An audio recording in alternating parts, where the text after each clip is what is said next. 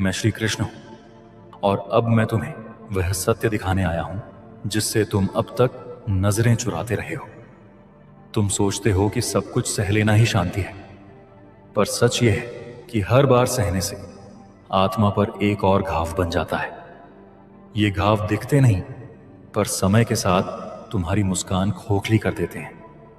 मैं चाहता हूं कि तुम यह समझो, शांति का अर्थ चुप रहना नहीं, बल्कि भीतर के सत्य के साथ खड़ा होना है। तुम अक्सर यह सोचकर रुक जाते हो कि लोग क्या कहेंगे, और इसी डर में तुम अपने ही मन की आवाज दबा देते हो। याद रखो, लोग हमेशा कुछ ना कुछ कहेंगे, चाहे तुम सही करो या गलत।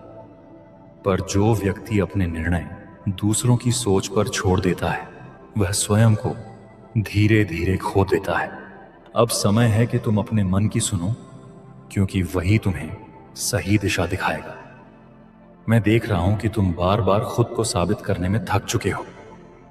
हर रिश्ते में, हर परिस्थिति में तुमने अपना 100% दिया, फिर भी तुम्हें कम आंका गया।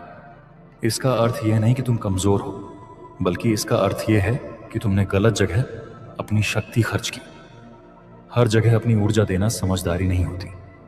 जहां कदर ना हो, वहां रुकना मत।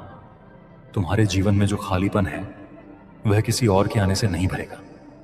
वह तभी भरेगा जब तुम स्वयं से जुड़ना सीखोगे। जब तुम स्वयं को स्वीकार कर लोगे, तब किसी के जाने या आने से तुम्हारी नींव नहीं हिलेगी। यही आत्मबल है, यही सच्ची स्वतंत्रता है। मैं चाहता हूं कि तुम इस शक्ति को पहचानो।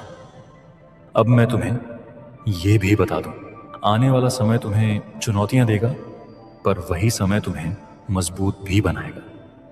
यदि तुमने अभी अपनी आदतों को नहीं बदला, तो वही चुनौतियां तुम्हें तोड़ सकती हैं।